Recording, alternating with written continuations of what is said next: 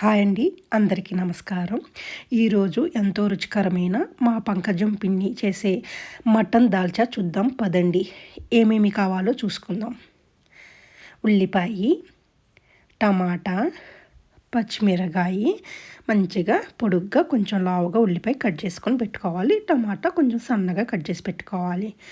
ఇంకా మసాలాకు వచ్చేపాటికి బిర్యానీ ఆకు, యాలకులు, దాచిన చెక్క, లవంగాయలు, గరం మసాలా, కార పౌడరు, ఉప్పు, ధనియాల పౌడరు, పప్పు మంచిగా ఒక పావు కప్పు ఉడకబెట్టుకోవాలి.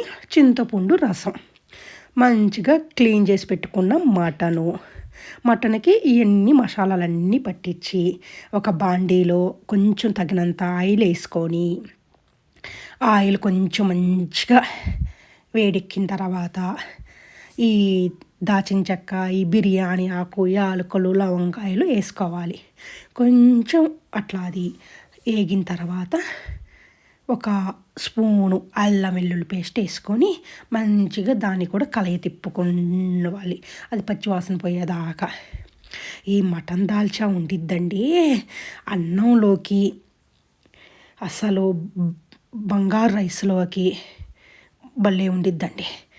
అయితే ఇంకా ఈ ఉల్లిపాయలు వేసేసుకొని మంచిగా కొంచెం ఏగనిచ్చేయాలి. ఇది జలుబు చేసినప్పుడు కానీ, గొంతు బాగోలేనప్పుడు కానీ మా పంకజం పిన్ని చేతికి చెయ్యండి, ఏ మాటకా మాట. అస్సలు ఏది చేసినా అమృతం లాగా ఉండిద్దండి. నోట్లోకి ఇట్లా పెట్టుకుంటే అట్లా జారిపోయిద్ది. ఉల్లిపాయ కొంచెం వేగిన తర్వాత మటన్ వేసుకోవాలి. ఆ మటన్ మసాలాలు కలిపి పెట్టుకున్నాం కదా, ఆ మటన్ వేసేసుకొని దాన్ని కూడా మంచిగా తిప్పుకోవాలి.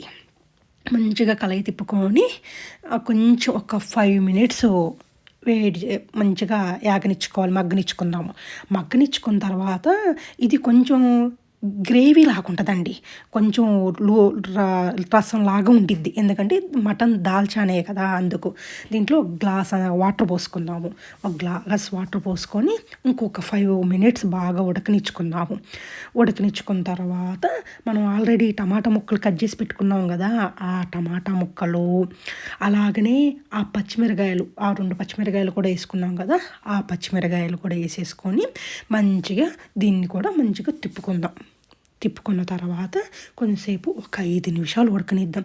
ఏదైనా టమాటా వేయకపోతే దేంట్లోనూ రుచే రాదండి. అదేంటో ఏదైనా సరే ఇంట్లో అంటేనే టమాటా ఉండాలి. అది 20 రూపాయలైనా టమాటా ఉండాలి కేజీ, 100 రూపాయలైనా ఉండాలి.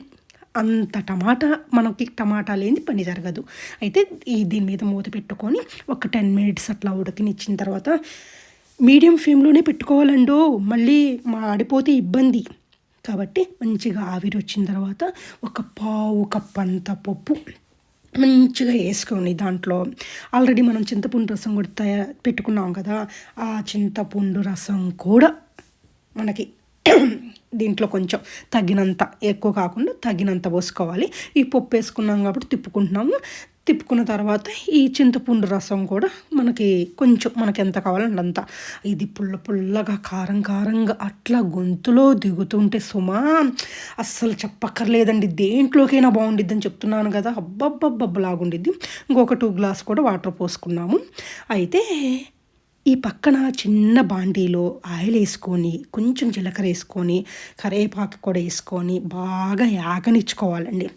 యాగనిచ్చుకున్న తర్వాత ఆల్రెడీ అది పక్కన మనకి మటన్ దాల్చా రెడీ అవుతుంది కదా, ఆ మటన్ దాల్చాలో ఇది కూడా తిరగమాత కూడా వేసేసుకోనండి.